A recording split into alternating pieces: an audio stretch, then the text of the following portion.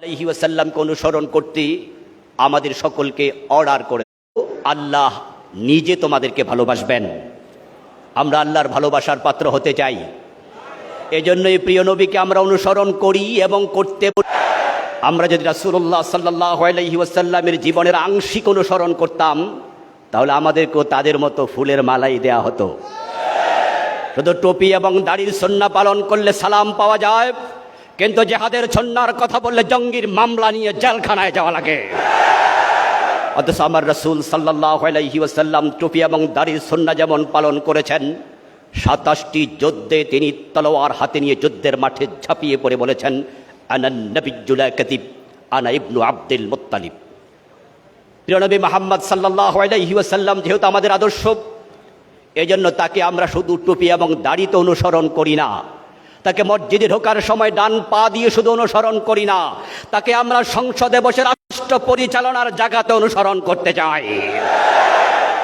আর যখনই আমরা বলি প্রিয় নবীর সুন্নাহ জীবনের সব জায়গায় লাগবে, রাষ্ট্র যারা চালায় তখন তাদের বুকে কাঁপুনি তৈরি হয়, কারণ তারা জানে নবীর আদর্শ যদি রাষ্ট্রে পরিচালিত হয়, রাষ্ট্রে গিয়ে স্থাপিত হয়, নবীর আদর্শ যদি দেশে প্রতিস্থাপিত হয়, তাহলে সুদী ব্যাংক থাকবে না, সিনেমা হল চলবে না, মদের ব্যবসা করা যাবে না, নর্তকে নিয়ে মদের বারে যারা মদ পান করে লাফাবে 80 বেত্রাঘাত করে পিঠের চামড়া তুলে দেয়া হবে। দেশের টাকা চুরি করে বিদেশে যারা বাড়ি বানাবে তাদের হাত কেটে দেয়া হবে। তারা জানে ইসলামকে যারা পূর্ণাঙ্গ জীবন অনুসরণ করে, তারা রাসূলের আদর্শ মানার কারণেই কোনো জায়গায় কোনো অন্যায় সহ্য করে না। রাসূলুল্লাহ সাল্লাল্লাহু আলাইহি ওয়াসাল্লামের আদর্শের কথা বলতে যাওয়া খুবই কঠিন একটি কাজ। তবে হ্যাঁ, যদি সেটা সুবিধা মতো বলা হয়, মুস্কি হাসি দেয়া সুন্নাত, খাবার গ্রহণ করার পরে মিষ্টি খাওয়া সুন্নাহ, 5 ওয়াক্ত নামাজের ওযুর সময় মেসওয়াক করা সুন্নাহ, পাগড়ি মাথায় দেয়া সুন্নাহ, টুপি মাথায় দেয়া সুন্নাহ। আপনাকে কেউ কোনোদিন মারতে আসবে না, বরং এমন সুন্নাহর অনুসারী পীরদের হাদিয়া বেড়ে যায়, খেয়ে খেয়ে গর্দান মোটা হয়ে যায়, ফুলের মালার অভাব হয় না। কিন্তু রাসূলুল্লাহর পূর্ণাঙ্গ জীবনের কথা যারা বলে, তারা নিজের বাড়িতে ঘুমাতে পারে না। দীর্ঘ 15টি বছর এমন কিছু মানুষ আল্লাহর এই জমিন বাংলাদেশে বাড়ি ছাড়া ঘর ছাড়া ছিল, যে মানুষগুলো দোকানে বাকি খেয়ে টাকা দেয়নি, এমন অভিযোগ কেউ কোনোদিন করেনি।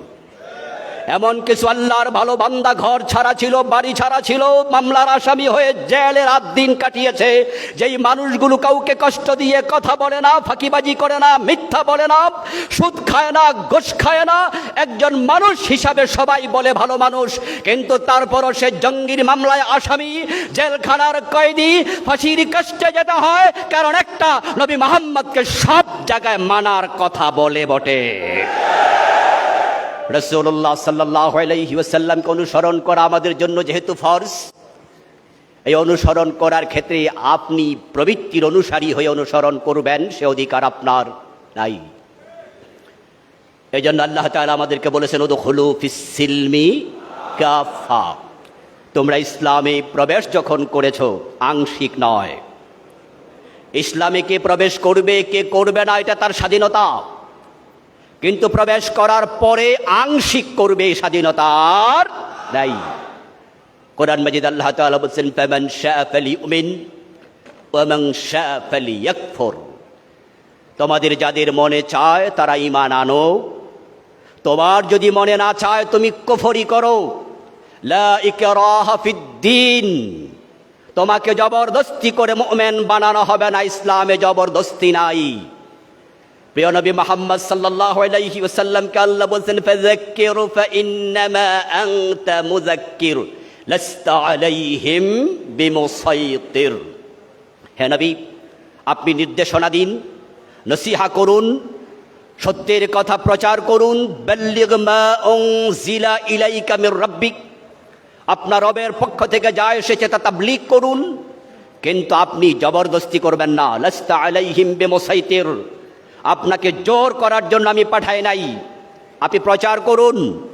কিন্তু যখন ইসলামে কেউ ঢুকে যাবে, তখন সে চুরি করলে হাত কেটে দেওয়া হবে, মদ পান করলে 80 বেত লাগানো হবে, জেনা করলে বিবাহিত হলে সঙ্গে ছাড় করা হবে, আল্লাহর আইন মেনে চলতে তাকে বাধ্য করা হবে। যেই এলাকায় ইসলাম প্রতিষ্ঠিত হবে, আল্লাযীনা ইম্মাক্কান্নাহুম ফিল আরদি আকামুস সালাহ ওয়া আতাউয যাকাত ওয়া আমারু বিল মা'রুফ ওয়া নাহাউ আনিল মুনকার। সূরাতুল হাজে আল্লাহ বলেন, ইসলাম প্রতিষ্ঠিত হয়েছে সে এলাকার রাষ্ট্রপ্রধানকে 4টি কাজ করতেই হবে। 1 নাম্বার, নামাজ আইন করে কায়েম করবে।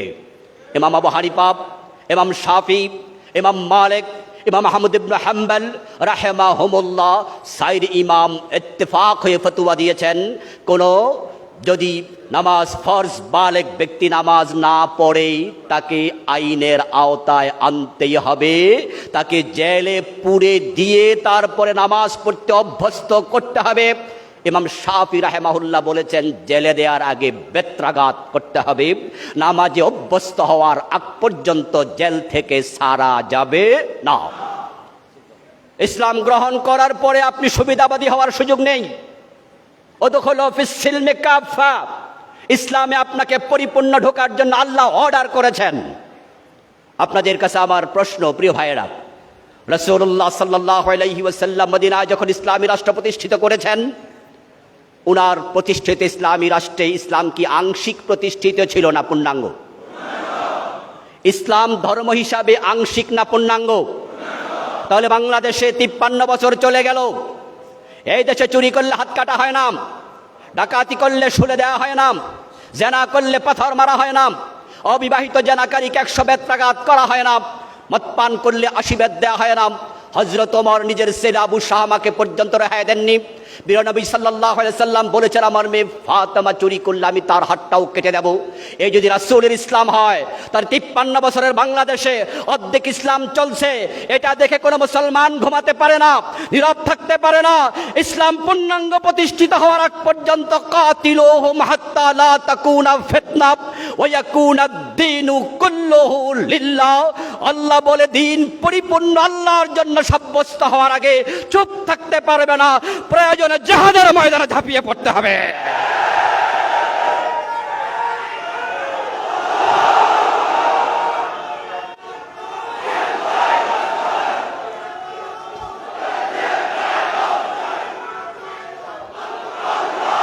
আমার প্রিয় ভাইয়েরা, ইসলাম পরাজিত হতে আসেনি, ইসলাম এক বিজয়ী আদর্শের নাম।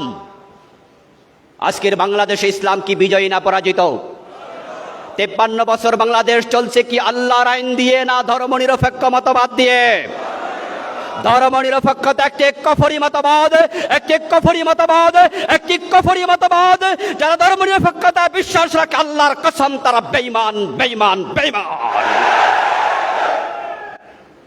সমাজে 53টি বছর সে কফরি মতবাদ প্রতিষ্ঠিত। একজন মুসলিম হয়ে আপনি ঘুমান কিভাবে? আপনার ঘুম আসে কিভাবে? ইসলাম পরাজিত হতে আসেনি। কালান নবী সাল্লাল্লাহু আলাইহি ওয়াসাল্লাম, আল ইসলামু ইয়ালু ওয়া লা ইউলা। প্রিয় নবী মুহাম্মদ সাল্লাল্লাহু আলাইহি ওয়াসাল্লাম বলেছেন, ইসলাম বিজয়ী হতে এসেছে, পরাজিত হতে নয়। 92% নবী মুহাম্মদের অনুসারী মুসলমান বাংলাদেশে থাকতে ইসলাম পরাজিত থাকে কেমনে? আর ইসলাম বাস্তবে 53 বছর পরাজিত। তোমরা আল্লাহর সামনে মুখ দেখাবা কেমনে? রাসূলের সামনে মুখ দেখাবা কেমনে? তাই যারা হাস্যজ্জ্বল প্রিয় নবীর চেহারা মোলাকাত করতে চায়, তাদেরকে দিন প্রতিষ্ঠিত হওয়ার আগ পর্যন্ত 1 সেকেন্ডের জন্য থেমে থাকা যাবে না। আলহামদুলিল্লাহ, সুম্মা আলহামদুলিল্লাহ।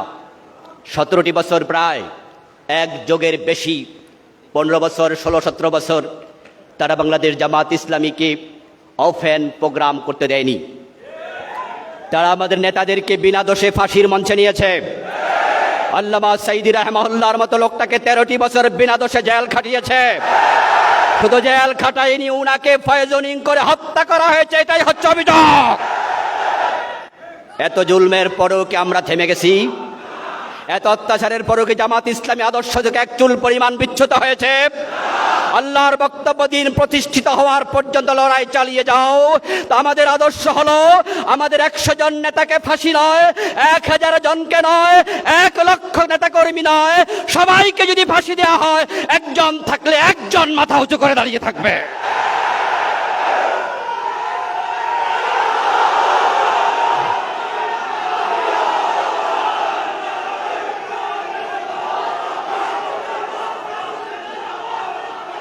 প্রিয় দিনী ভাইরা, রাসূলুল্লাহ সাল্লাল্লাহু আলাইহি ওয়াসাল্লাম উনি আমাদেরকে বাস্তব জীবনে দেখিয়ে গিয়েছেন।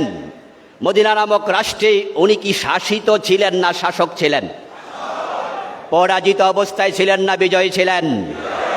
মক্কার লোকেরা ওনাকে অফার করেছিল, মুহাম্মদ তুমি তো আমাদের আত্মীয়, আমাদের ভাতিজা, কিছুদিন তুমি আমাদের ধর্ম মানো, কিছুদিন তোমার ধর্ম আমরা মানি। আল্লাহর হাবিব দেখলেন, যদি আমি 1 মাস তাদেরটা মানি, ওই 1 মাস কি আমি বিজয়ী না পরাজিত? 1 মাস আমি যখন আমারটা চালাবো, তারা আমাকে মানবে, তখন আমি 1 মাস বিজয়ী। কিন্তু পরের মাস যখন আসবে বাই রোটেশন, ওই মাস তো আমি পরাজিত। আর আল্লাহ তো কোনো নবীকে পরাজিত হতে পাঠান নাই। যে 1 মাস তিনি থাকবেন না নেতৃত্বে, সে 1 মাস নেতা থাকবে আবু জাহেল।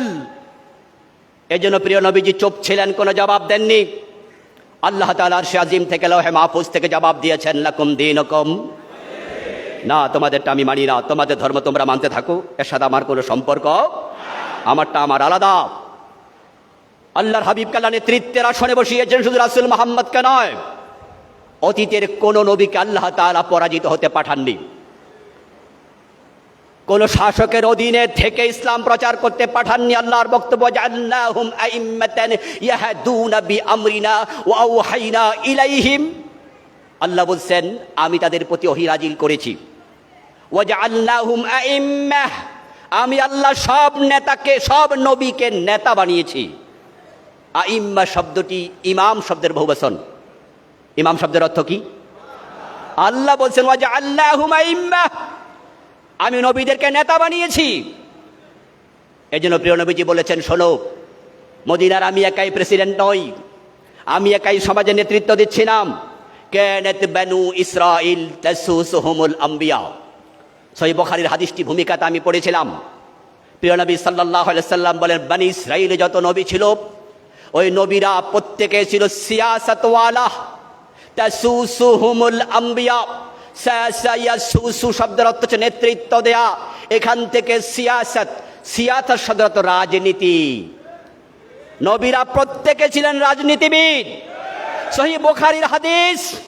প্রিয় ওলামায়ে কেরাম, আপনাদের থেকে যখন শুনি ইসলামে রাজনীতি নাই, আপনাকে যখন দেখি গর্ব ভরে পরিচয় দেন আমি কোনো রাজনীতি করি না, আপনি পীর হয়ে পরিচয় দেন আপনি রাজনীতি করেন না, আপনি খতিব হয়ে পরিচয় দেন রাজনীতি করেন না, আপনি বক্তা হয়ে পরিচয় দেন রাজনীতি করেন না, অথচ আল্লাহ নবী বলছেন যে অতীতের নবীরা সবাই রাজনীতিবিদ ছিল, দায়ী ছিল, শাসক ছিল, আইম্মা ছিল। আর আপনি তাদের আদর্শ থেকে সরে গিয়ে গর্ব ভরে পরিচয় দেন কেমনে? আপনার তো লজ্জা পাওয়া উচিত।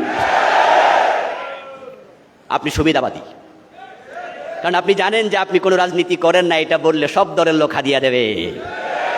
এবং যে আলেমরা, যে খতিবরা, যে বক্তারা, তাদের সাথে আমরা চলি। আমি বিনয়ের সাথে বলছি, জাস্ট আপনাকে একটু বুঝার জন্য, বুঝ দেওয়ার জন্য, অথবা আমার থেকে আপনি একটু শুনুন, বুঝ না নিলে কিছু করার নেই, শুধু শুনতে তো পারেন। প্রিয় ভাই, আপনি যখন বলবেন আমি কোনো দল করি না, তখন আপনার নামে বাংলাদেশে মামলা হওয়ার কোনো সম্ভাবনা। আমরা দেখতাম এই 5ই আগস্টের বিপ্লবের আগে, গত বছর, তার আগের বছর, একজন বাংলাদেশের খুব জজবাওয়ালা বক্তা, উনি তার বিভিন্ন মাহফিলে রাজনৈতিক ওয়াজ করতেন, খুব শক্ত কথা বলতেন, কিন্তু আবার শেষ দিকে বলে দিতেন আমি কোনো রাজনীতি করি না, তবে রাজনীতি শিখাই। আমি গবেষণা করতাম যে এই লোকটা এত রাজনৈতিক বক্তৃতা দেয় কিন্তু রাজনীতি করি না এই কথা কেন বলে? তখন বুঝতাম, কারণ এই কথা বললে নিরাপদে থাকা যায়। প্রতিপক্ষ তখন তাকে আর দুশ্মন মনে করে না, প্রতিযোগী মনে করে না, পিছনে ঠেলে আর দেয় না। আমরাই সব কিছুর মুখে সামনে গিয়ে বলি যে আমি রাজনীতি করি, আমি খতিব, আমার মিম্বার চলে যাক, কিন্তু রাসূলের রাজনীতির আদর্শ থেকে আমি সর্বনাম। আমাকে জেলে দেয়া হবে, ফাঁসি দেয়া হবে, তার আদর্শ থেকে আমি চুল পরিমাণ সর্বনাম। আমার রাসূল বলে, কানাত বানু ইসরাঈল তাসুসুহুমুল আম্বিয়া। বনি ইসরাঈলের নবীরা রাজনীতিবিদ ছিলেন, শাসক ছিলেন। কুল্লামা হালাকা নবিয়্যুন খালাফাহু নবী। যখনই একজন নবী মরে যেতেন, ইন্তেকাল করতেন, আল্লাহ তার জায়গায় আরেকজনকে দায়িত্ব দিতেন। দুঃখের কথা কি জানেন? বিভ্রান্তি আজকে শুধু ধর্মনিরপেক্ষতাবাদীরা ছড়াচ্ছে না। আমরা যখন বিভ্রান্তি কিছু আলেমদের মুখ থেকে শুনি, তখন বেশি কষ্ট পাই। আলেম হয়ে বলছে রাষ্ট্রে ইসলাম কায়েম করতে হবে, এটি কি আদৌ জরুরি? আশ্চর্য হবেন, গতকাল আমার হোয়াটসঅ্যাপে একজন ভাই ভয়েস মেসেজ পাঠালেন, কুষ্টিয়া ইউনিভার্সিটির বর্তমান রানিং ছাত্র। ওস্তাদ, আমি কিছু প্রশ্নের উত্তর জানতে চাই। তার বয়স শুনে আমি বললাম যে ওকে, তুমি কি প্রশ্ন জানতে চাও আমাকে ভয়েসে জানাও, আমি জবাব দেবো ইনশাল্লাহ, যদি আমার জানা থাকে। সে ঠিক এই প্রশ্নটাই করলো যে আমরা তো কোনো কোনো আলেমের মুখ থেকে শুনি ইসলামের রাষ্ট্র কায়েম করা আদৌ কি আবশ্যক? আর যদি চোর ধরে হাত কাটা, ডাকাত ধরে শুলে চড়ানো না হয়, তাহলে তো দায়ী হবে যারা দেশ চালায় তারা। এতে আমাদের দায় কি? তো আমরা এত ঝুঁকি নিতে যাব কেন? আমি আশ্চর্য হলাম। ইসলামী রাষ্ট্র কায়েম করা ফরজ, এই প্রশ্ন আলেম কিভাবে করে, জাহেল করতে পারে? কারণ রাসূলুল্লাহ সাল্লাল্লাহু আলাইহি সাল্লাম নিজে একটি ইসলামী রাষ্ট্র প্রতিষ্ঠিত করে 10 বছর নিজে দেশ চালাইয়া চোখে আঙ্গুল দিয়া জাতিকে দেখাইয়া গেছে। আবু বকর, ওমর, ওসমান, আলী রাদিয়াল্লাহু তাআলা আনহুম 30টা বছর আল খিলাফাতু আলা মিনহাজিন নবুওয়া, রাসূলকে অনুসরণ করে টপ টু বটম পুরা ইসলামী রাষ্ট্র চালাইছে 30 বছর। আর তুমি প্রশ্ন করছো ইসলামী রাষ্ট্র কায়েম করা কি আদৌ জরুরি? তাহলে তোমার আদর্শ নবী মুহাম্মদ থাকলো কেমনে? যারা নবী মুহাম্মদকে আদর্শ মনে করে রাসূলের মতো ইসলামী রাষ্ট্র প্রতিষ্ঠার জন্য তারা ঝাঁপিয়ে পড়বে। যারা সাহাবায়ে কেরামকে তাদের অনুসরণীয় অনুকরণীয় মনে করে, মা আনা আলাইহি ওয়াসহাবি, রাসূল এবং সাহাবাদের পথে থাকলে জান্নাত পাওয়া যায়, এই হাদিস যারা মানে তারা তো সাহাবায়ে কেরামের মতো ওমরের মতো রাষ্ট্র প্রতিষ্ঠার জন্য পাগল পারা হয়ে যাওয়ার কথা। আল্লাহ কোরআনে বলেছেন, আকিমুদ্দিন ওয়ালা তাতাফাররাকু ফি। আপনি দিন কায়েম করুন, তোমরা দিন কায়েম করো, এ ব্যাপারে বিচ্ছিন্ন হইও না। আচ্ছা, দিন কায়েম করো, আচ্ছা দিন বলতে কাকে বোঝায়? ইসলাম ছাড়া আর কোনো দিন আছে? ইন্নাদ দীনা ইনদাল্লাহিল, দিন তো শুধু আল্লাহর কাছে একটাই, সেটার নাম। তাহলে আন আকিমুদ্দিন, দিন শব্দের জায়গায় আবার ইসলামকে রিপ্লেস করুন, অর্থ দাঁড়াবে আন আকিমুল ইসলাম। অন্য আয়াতে আল্লাহ বলছেন, ওয়ামাই ইয়াবতাগি গায়রাল ইসলামি দীনান ফালান ইউকবালা মিনহু। ইসলামকে বাদ দিয়ে যদি কেউ ভিন্ন দিন তালাশ করে, সেটা নেওয়া হবে না, গ্রহণযোগ্য হবে না। তাহলে ইসলাম একমাত্র দিন যদি হয়, আল্লাহ বলে দিন ইসলাম কায়েম করো। আবার আপনি বলবেন যে এটা কি ফরজ? তো আল্লাহ বললে কি হয়? নফল হয়? আজীব তো। আল্লাহ বলছে ইসলাম কায়েম করো। রাসূলুল্লাহ সাল্লাল্লাহু আলাইহি সাল্লাম মক্কায় 13টি বছর চাইলেন, দিন কায়েম করার কোনো পরিবেশ ছিল না। কারণ মক্কার সংসদ ভবন দারুন নাদওয়াতে কোরআন নিয়ে ঢুকতে আবু জেহেলরা অনুমতি, বরং তারা নিজেরা সিদ্ধান্ত নিয়েছিল, লা তাসমাউ লিহাদাল কুরআনি ওয়ালগাউ ফীহি লাআল্লাকুম তাগলিবুন। কোরআন তো মক্কার সংবিধান, মক্কায় সংবিধান হয়ে আসবেই না, দারুন নাদওয়ায় ঢুকবেই না, বরং তোমরা যেখানে কোরআন তেলাওয়াত হয় শুনতেও যাবে না। লা তাসমাউ লিহাদাল কুরআন, কোরআন শুনতে যেও না। ওয়ালগাউ ফীহি, বরং সেখানে গন্ডগোল লাগায়া দাও। এই আয়াতের সাথে আবু জেহেলদের চরিত্রের সাথে বিগত পতিত স্বৈরাচারের চরিত্রের 100% মিল ছিল। তারা বলেছিল কোরআন শুনতে যেও না, যেখানে কোরআন আলোচনা হবে গন্ডগোল লাগাইয়া দাও। আপনারা বলুন তো, গত 15 বছরে কোরআনের মাহফিলে গন্ডগোল ছিল কিনা? আমরা মাহফিল করতে গেলেই আমরা করতাম ওয়াজ, আর আমাদেরকে ওয়াজের আগে করতো ওয়াশ। ডান পাশে একজন কানে বলতো, হুজুর দেখেন কিন্তু সাবধানে কথা কয়েন। বাম পাশ থেকে আরেকজন বলতো, হুজুর রাজনীতির ওয়াজ করা। আয়োজক বলতো, হুজুর আপনি তো কইয়া চলে যাবেন, আমাদের পিঠের চামড়া থাকবে না। আশ্চর্য, হক কথা বলা যাবে না, ওদের অনুমতি নিতে হবে। ডিসির কাছে যাও, এসপির কাছে যাও, ওসির কাছে যাও, টেওনোর কাছে যাও, নেতার কাছে যাও। যেই পাতি নেতা সূরা ফাতিহা জানে না তাকে সভাপতি বানাতে হবে, না হয় মাহফিল হবে না। হক কথা বলার পরিবেশ বন্ধ করে দিয়েছিল মক্কায়, যেমন আবু জাহেলরা করেছিল। সেই আবু জাহেলকে আল্লাহ তাআলা যেমন বদরের যুদ্ধের দিন লাঞ্ছিত করেছেন, ঠিক আলহামদুলিল্লাহ আল্লাহর কোরআনের বক্তব্য, ইন্নাহু লা ইউফলিহুজ জালিমুন ওয়ালা তাহিনু ওয়ালা তাহজানু ওয়া আনতুমুল আ'লাউনা ইন কুনতুম মুমিনিন। হতাশ হইও না, হীনবল হইও না, তোমরাই বিজয় হবে যদি মোমেন হতে পারো। আলহামদুলিল্লাহ 5ই আগস্ট বিজয়ের কিঞ্চিত আমরা দেখেছি। ইমানদাররা যখন রাস্তায় আছে, চূড়ান্ত বিজয় আমাদেরই হবে ইনশাআল্লাহ। ইনশাআল্লাহ সময় আসছে।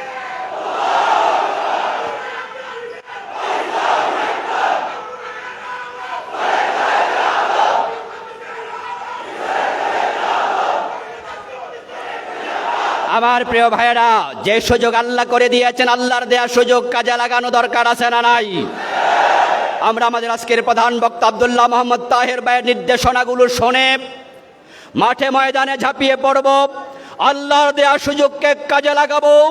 53 বছরের বাংলাদেশে 72তে সংবিধান লেখার পরে আজ পর্যন্ত এমন সুবর্ণ সুযোগ আর আসেনি।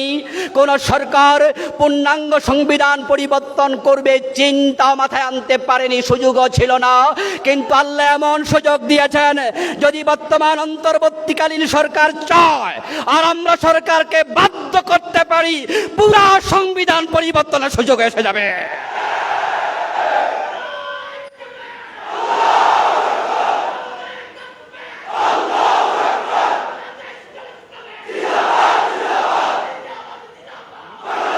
আমার ভাইয়ের, আল্লাহ সুযোগ দিয়েছেন। গণভোটে যদি জাতি রাজি হয়ে যায়, তাহলে জাতি যদি রাজি হয়, সরাসরি আল্লাহর কোরআনকে সংবিধান ঘোষণা করা যাবে। সে পরিবেশে আমরা যেতে পারবো কিনা জানি না, কিন্তু সুযোগ এসে গেছে। সুযোগ কাজে লাগাতে হবে। আন্তর্জাতিক বিশ্বকে মেসেজ দিতে হবে। আমাদের নেতারা ইতিমধ্যে দিয়েছেন। আমাদের আব্দুল্লাহ মোহাম্মদ তাহের ভাই, ডাক্তার শফিকুর রহমান আমাদের আমিরে জামাত, দুজনের বিভিন্ন সাক্ষাৎকার মিডিয়ায় দেখেছেন। আলহামদুলিল্লাহ, আলহামদুলিল্লাহ, আলহামদুলিল্লাহ, আমরা এমন একজন আমির পেয়েছি, এমন কয়েকজন নায়েবে আমির দায়িত্বশীল পেয়েছি, যাদের ভূমিকার কারণে এই দেশে জামাত ইসলামী 100 বছর এগিয়ে গেছে। হিন্দু, বৌদ্ধ, ইহুদি, খ্রিস্টান, মুসলিম, অমুসলিম সবার অন্তরে জামাতের প্রতি একটা আশার জাগরণ হয়েছে। সেজন্য প্রয়োজন আমাদের যথাযথ ভূমিকা পালন করা। আলেমদের ঐক্যবদ্ধ হওয়া লাগবে। আমি আমার কথার শেষ দিকে চলে আসলাম। তাহের ভাইয়ের কাছে মাফ চাচ্ছি, উনার সামনে এত কথা বলে বেয়াদবি হয়ে যাচ্ছে কিনা। আমার প্রিয় ভাইয়েরা, আবার নেতারা বলছে বলিয়েন কিছু, এজন্য একটু বললাম আর কি, সাহস করে। আলেমদের ইখতিলাফ ভুলে যেতে হবে। কেয়ামি লা কেয়ামি ইখতিলাফ করা যাবে না। জোরে আমিন, আস্তে আমিন নিয়ে আর ইখতিলাফ করা যাবে না। উঁচু টুপি লম্বা টুপি নিয়ে ইখতিলাফ করা যাবে না। আমিন জোরে বলো, আস্তে বলো, হাদিসে আছে বলে যাও। হাত নাভির উপরে বাঁধো, নাভির নিচে বাঁধো, হাদিসে আছে বলে যাও। সবার দলিল যেহেতু কোরআন এবং সুন্নাহ, সুতরাং ইসলাম কায়েমের ব্যাপারে সব আলেম ঐক্যবদ্ধ হওয়া লাগবেই, হওয়া লাগবেই, হওয়া লাগবে। আলেমরা এক হয়ে গেলে জালেমরা লেজ তুলে পালিয়ে যাবে। শাহজালালের বাংলায় জালেমদের ঠাঁই নাই। শাহজালালের বাংলায় স্বৈরাচারের ঠাঁই নাই। শাহজালালের বাংলাই হবে আগামীর ইসলামের বাংলা ইনশাআল্লাহ। আল্লাহ তৌফিক দান করো, আমিন। আসসালামু আলাইকুম ওয়া রাহমাতুল্লাহ।